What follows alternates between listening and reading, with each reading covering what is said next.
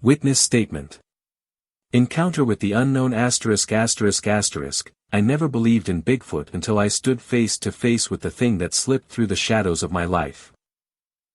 My name is Eric Bell, and what I'm about to share isn't a tale spun from drunken campfire stories, it's a truth that I can't escape.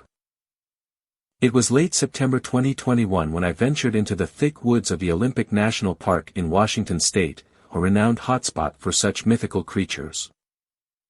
I'd come here to photograph wildlife, to catch a glimpse of the elusive nature I thought I understood. The sun had dipped below the horizon, casting eerie shadows among the trees. I had set up camp near the Hoh Rain Forest, surrounded by towering Sitka spruce and western hemlocks. The air was thick with the scent of damp earth and moss.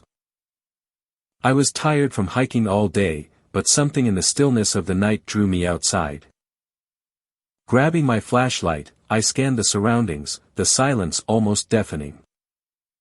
It wasn't long before I heard an unsettling sound that shattered the calm. A sequence of guttural growls echoed through the forest. My heart raced. I could feel my pulse in my ears. I had heard stories from locals about Bigfoot, but they always seemed far-fetched. Yet, the noise was undeniably close.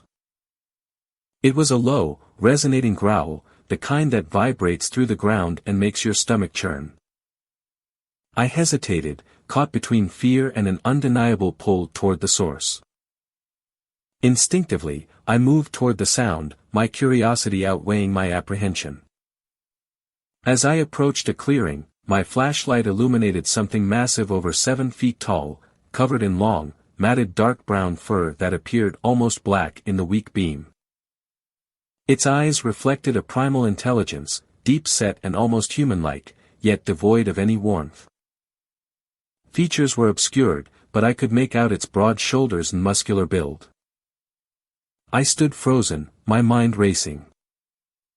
I knew what I was looking at, yet my brain fought to grasp the reality of it.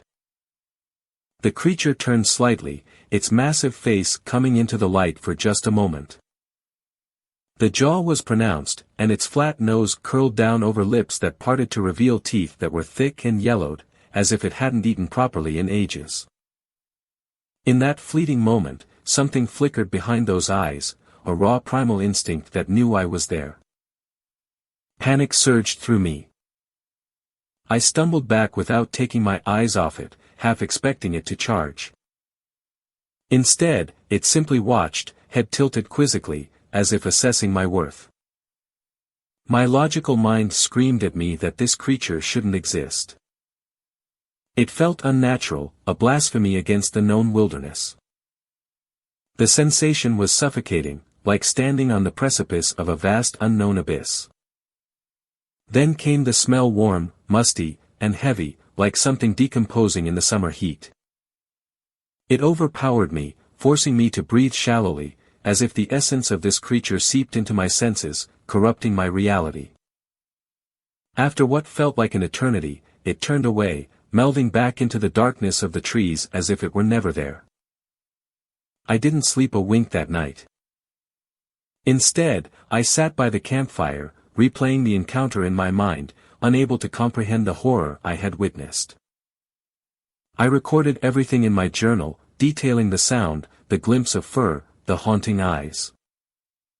I even took photos of the area, hoping they would somehow reveal something I couldn't understand. The creature's tracks imprinted in the mud, huge and definitive. The evidence was chilling, footprints far too large for any known animal, and they led deep into the woods, far from my camp. When I returned home, no one believed me.